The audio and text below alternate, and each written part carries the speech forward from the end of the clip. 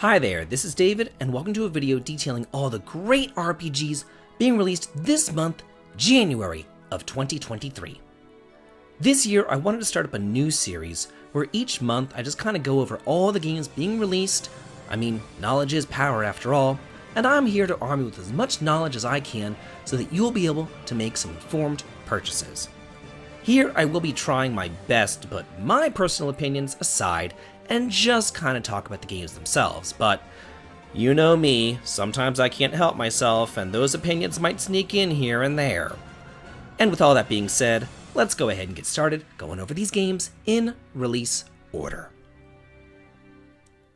Number 1, Gatewalkers, to be released for the PC January 12th.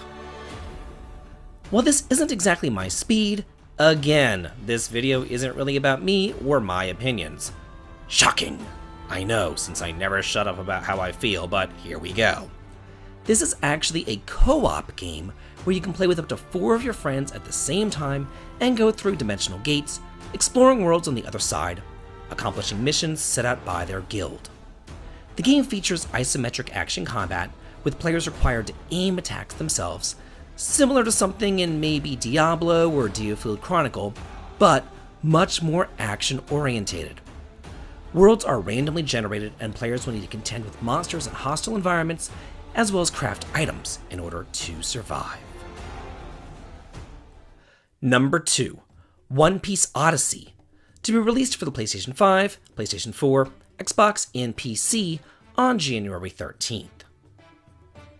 Here, Luffy and his crew are transported to a strange island, and they'll be reliving past adventures, rediscovering their powers in the process.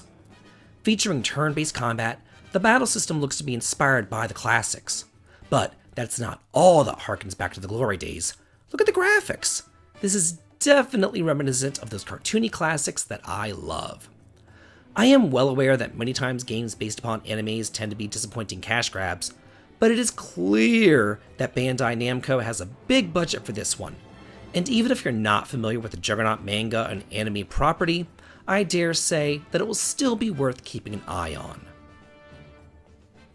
Number 3, Dragon Ball Z Kakarot, to be released for the PlayStation 5 and Xbox on January 13th. While this was previously released on multiple systems, it's finally getting a much-deserved PS5 port, as this is probably the best video game retelling of the Dragon Ball Z saga to date. Here, in this action RPG, you're going to be exploring a colorful world, powering up your hero's abilities through 4 distinct storylines, straight from the TV show. The Saiyan Saga, the Frieza Saga, the Cell Saga, and the Buu Saga. Just as Piece Odyssey is shaping up to be great, this is a well-crafted love letter to the franchise, and the included DLC expansions are pretty nice to have along too. Number 4, Persona 3 Portable, to be released for the PlayStation 4, Xbox, Switch, and PC on January 19th. This game was my first experience with the Persona franchise, and though I played the FES version on the PS2, this is pretty much the same deal, but just streamlined and with the option of a female protagonist. So it's always nice to introduce the classics to modern audiences. Back in the day, no one really knew what the series was all about, but that's changed now. With the success of Persona 5, it's pretty much a household name, boasting a fantastic sense of style, a great cast of characters, and some memorable, eerie storytelling. There's just something truly special about Persona 3's foreboding atmosphere. Number 5, Persona 4 The Golden, to be released for the PS4, Xbox, and Switch, also on January 19th. Let's be real here. The Vita had scant few good games, and really only 2 exclusively good ones that I actually cared about and bought. Number 1 was the fantastic and criminally underrated Tales of Hearts R, and number 2 was this, the upgrade to the original Persona 4 on the PS2. And even to this day, fans argue over which is better, this installment or the 5th installment. And after you spend weeks on end getting to know its delightful cast and solving crazy mysteries in the Shadow World, it really is still a toss-up as to which is better. the sleepy town of Inaba makes for a beautiful setting, where inexplicable murders are taking place on a regular basis, so naturally, it's up to a bunch of high school kids to figure it all out. Number 6. Fire Emblem Engage, to be released for the Switch on January 20th. This is a return to form, and while Three Houses definitely shook things up and kind of gave the series a Legend of Heroes spin, with high school drama, social links, bonding events, and enough teenage angst to fill up the entirety of Dawson's Creek, this is a throwback to the basics. But let's be real for a second. That's only because it was actually originally developed for the Nintendo Wii before being cancelled. So we're really getting an older game here, but in newer clothes. You're going to be leading around a motley crew as they fight their way across various kingdoms on a quest to defend the world from sinister, evil forces. But really, the most notable feature is the ability to summon emblems of heroes past to fight alongside you. Number 7. Monster Hunter Rise, to release for the PlayStation 4, PlayStation 5, and Xbox on January 20th.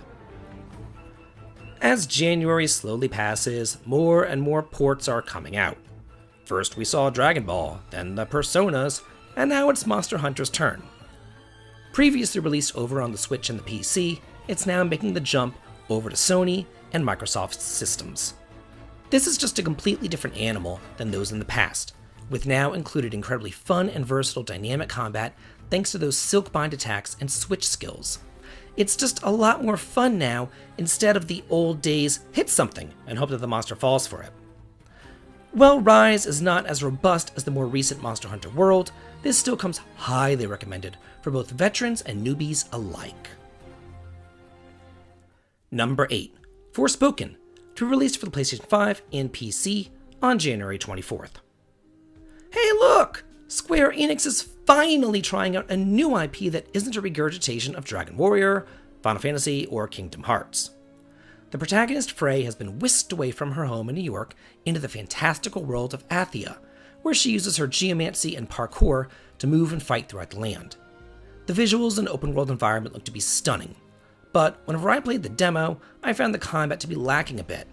I just kind of used the same attacks over and over and over again, and aiming was an issue too, but let me get those opinion out of the way. Now, they did say that they're taking demo feedback into account, so who knows how much could change between the release of the demo and the final game. Number 9.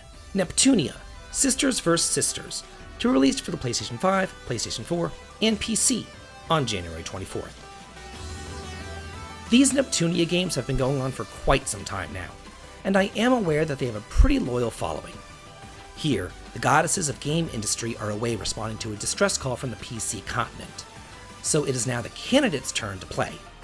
You're going to have the first adventuring featuring those goddess candidates, which are their younger sisters, and you'll get to explore their story as they hack and slash their way through the world in an action RPG with tactical-based combat. You'll be fighting in groups of 3, controlling one party member, but you can't switch between them at will, kind of like the earlier Mana games. There's also a dress-up function, and their trademark brand of humor and banter between the different game-themed girls. Number 10. Arto, to be released for the PC this month. Okay, I'm just gonna come right out and say it, opinions be damned. This looks pretty damn cool! Normally something like this wouldn't exactly be on my radar, but upon compiling this video, this was the one game that really stood out to me. It just reminds me so much of Okami, and some other strange games that would have been released back on over on the PS2 back in the day. This is an action RPG, with tons of weapons to unlock, as well as a bunch of different enemies to fight. But what really makes it stand out is its distinct art style, featuring 6 different worlds, with 6 different art styles that you kind of color as you move along and bring to life yourself. Then, there's also the branching narrative options with multiple endings, an open world, and great challenging boss fights. Number 11. Superfuse, entering early access on the PC on January 31st. Superhero-themed RPGs can always be hit or miss, but lately, there's been some pretty neat ones coming out. Rather than being inspired by television shows or movies, This one harkens back to the old school comic books, where you control your very own superhero that you can customize and build up exactly how you like. You can choose from one of 5 different character classes to start off with, then fuse different superpowers together to create the ultimate hero. Between that and the randomly generated dungeons, each playthrough will always be different.